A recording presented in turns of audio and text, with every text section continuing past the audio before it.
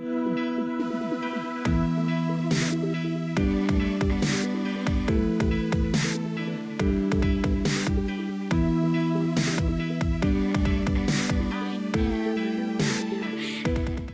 is just a silly question.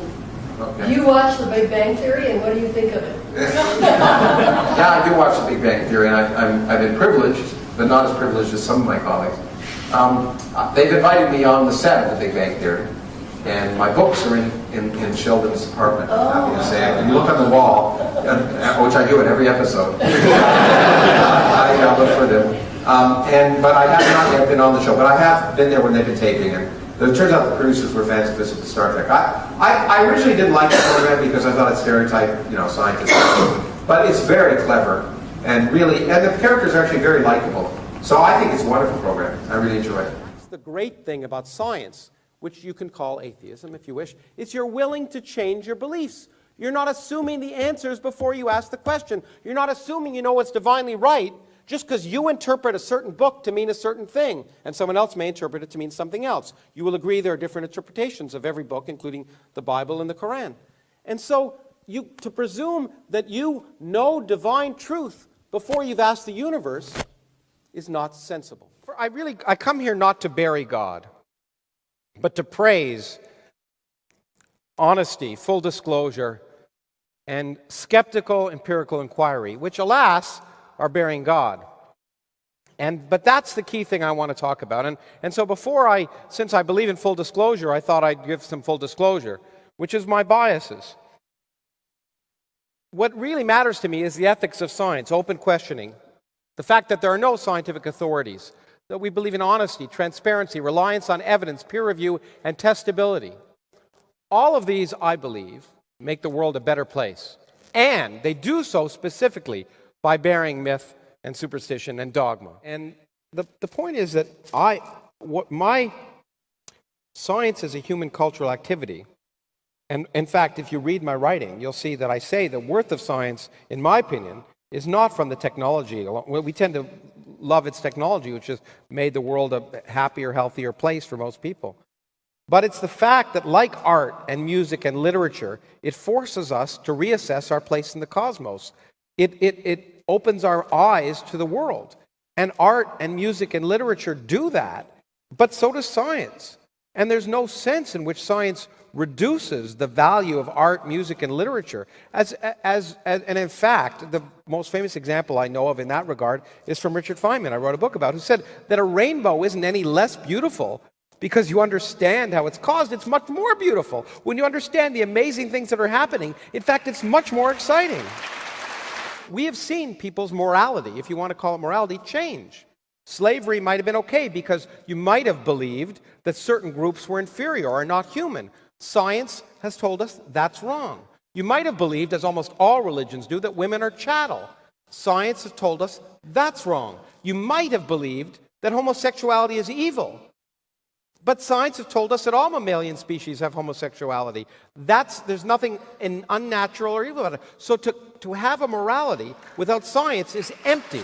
I think what you said is correct. You found a way to find an ethical theory that makes those two apparently inconsistent things consistent. Okay? Yeah, right. And I've had a lot of discussions on stage and off stage with various theologians whose job is to do just that, to find ways to resolve apparent inconsistencies, to find ethical solutions that validate their belief. But that is what's wrong. Because the point of science and the reason it works is you don't just try and prove something you like to be true, you also try and prove it to be false. And that's what's really important. You don't just find a way to say the rainbows are caused by this or that. You actually try and see if your ideas are wrong and ask what's more plausible. And based on evidence and inquiry, what's more plausible. So what I find problematic is that the effort to find a rational excuse for something can work, but that doesn't make it right. One of the things that amazes me, and one of my favorite facts that's just true, is every time you take a breath, you're breathing in at least one atom from the dying breath of Julius Caesar when he said "Et tu, Brutus." In fact, every time you take a breath, you're breathing in atoms that were breathed out by almost everyone who ever lived. And that just seems ridiculous. But it's true, and we can estimate it using dimensional analysis. This estimate tells you there are a few hundred atoms of the dying breath of Julius Caesar that you're breathing in every time you breathe in. It's not magic. It's true. And that, I mean, I find that incredibly powerful, because it means, you know, on my bad days, which are most days, when I'm working anyway, which is not very often lately, I try and make myself feel better when I'm getting nowhere on a piece of paper by remembering that every time I breathe in, I'm breathing atoms that were breathed out by Albert Einstein when he put the last dot on the general theory of relativity. So Ken Ham would say, of course, the Earth is 6,000 years old. And I'd say, okay, here's how you know it is. And of course, he wouldn't understand what I'm about to say, but you will. Richard Feynman was asked, what's the most important quantity? If there's one important quantity that describes the universe, what is it? And he actually said something, but he was wrong. Here it is. Here it is. There's one quantity that describes the universe. It was the discovery, more than anything else, by Edwin Hubble, that the universe is expanding. The universe is expanding, and he discovered, he got it wrong, but he discovered something called the Hubble constant. The rate of expansion of the universe. Galaxies are moving away from us, and on average those that are twice as far away are moving twice as fast. Those that are 3 times as far away are moving 3 times as fast, and so on.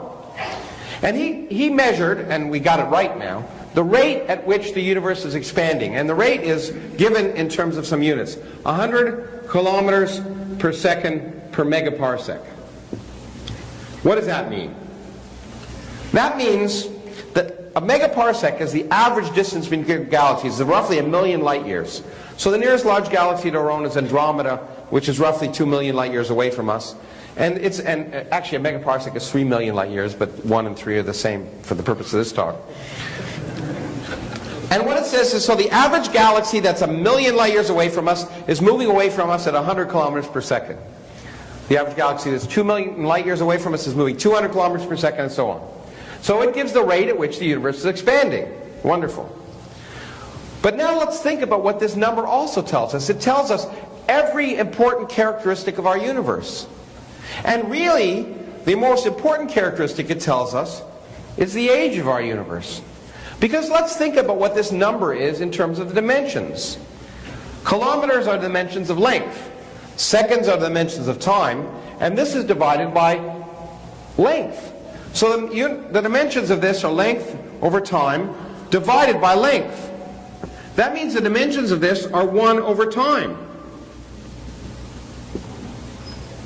That means we could rewrite this as 1 over time. And we could easily do it by writing what a megaparsec is in terms of kilometer. I was going to walk you through it, but I think I'm going to skip that part. It's a homework assignment. It's really quite remarkable. Again, you're just writing down what 1 million light years, we could do it in our heads. A light year, the speed of light is 3 times 10 to the 10th centimeters per second. A year, in case you don't know this, is about pi times 10 to the 7th seconds. 3 times 3 is 10.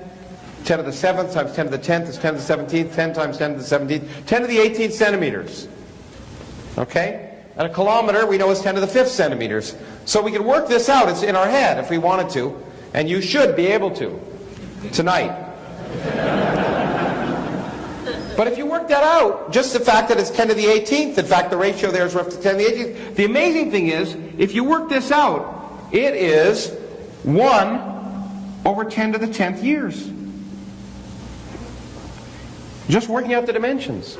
And that tells us that the Hubble constant determines for us the age of the universe.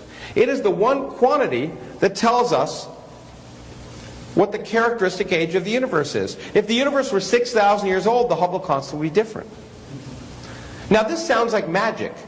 How can the Hubble constant, just some number, tell us the age of the universe? So the age of the universe is roughly 13 billion years. 10 to the 10th years is 10 billion years. So it's within a factor, of just better than a factor of 2. We determine the age of the universe just by measuring the expansion rate. Is this magic? No, it's not. If you are traveling at 60 miles per hour, and you are now 120 miles away from New York, how long have you been traveling? Probably 8 hours of driving. Yeah, that's right. I drove into New York yesterday in a bus, so I know that. But, okay, 60 miles an hour, you're 120 miles away. All of you can pretty well say it's 2 hours, right? 2 hours. Well, that's exactly what's happening here. We can say if everything started out together, and all the galaxies are moving apart, let's say 100 kilometers per second, how long will it take them to have gotten to 1,000,000 light years away from us? 10 billion years. It's the same problem as thinking about the car. So it's not too surprising it works. It's a beautiful picture from the Hubble Space Telescope of a distant galaxy, far, far away and long, long ago. And there's a whole galaxy, it's about 1 billion light years away. We're looking at it as it looked 1 billion years ago. So many of those stars no longer exist. And here's an object that's just as bright as the whole center of the galaxy. You'd think it's a star that's near in our galaxy that just got caught in the picture frame. It's not. It's a star on the edge of that galaxy that has exploded. And exploding stars shine with a brightness of 10 billion stars. They're the brightest fireworks in the universe, supernovae. And they're remarkable, and I keep having asides. Maybe I'll get to my point eventually. But this is something that I wrote a whole book about, and someone asked me yesterday why I wrote that book. Because it is the most poetic thing I know about the universe. Richard wrote a great book called, what's it called? Our Ancestors? What's it called? Ancestor's Tale, yes. I wanted to make sure I got that right. And I wrote a book that was a different Ancestor's Tale. It was called Adam. But the amazing thing is that every atom in your body came from a star that exploded. And the atoms in your left hand probably came from a different star than your right hand. It really is the most poetic thing I know about physics. You are all stardust. You couldn't be here if stars hadn't exploded, because the elements, the carbon, nitrogen, oxygen, iron, all the things that matter for evolution weren't created at the beginning of time. They're created in the nuclear furnaces of stars, and the only way they can get into your body is if the stars were kind enough to explode. So forget Jesus. The stars died so that you could be here today. Okay? And anyway. Of course religion is outdated in the 21st century. Most religious people, to respond, it's true that you may get many people saying they're religious, but none of them, in the first world at least, in the developed world, to first approximation, actually believe the doctrines of their faith. They like to be religious. They want to believe, to use something from the X-Files.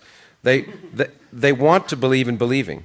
So that Catholics don't really believe that when a priest holds a wafer, it turns into the body of Christ. No one really believes that nonsense. I have, in the last week, spent more time talking to Jewish atheists than I can count. Most of the Jews I know are atheists, and they say it's perfectly reasonable to be Jewish atheists because there's other aspects of the Jewish religion they like. So the point is that the doctrines of religion are outdated, and that's for good reason. They were created by Bronze Age or Iron Age peasants who didn't even know the Earth orbited the sun. So the wisdom in those books is not wisdom at all. And people take the wisdom. In fact, we've actually learned something over the last 20 centuries, and science has taught us how the world works. Now, for science, the interesting thing as a scientist is that God is completely irrelevant to science. Most scientists don't spend enough time thinking about God to even know if they're atheists, because they try and understand how the world works, and God never enters into it. It's just completely irrelevant. And in fact, the more we've learned about the natural world, the more we've learned that you don't need any divine intervention to explain anything.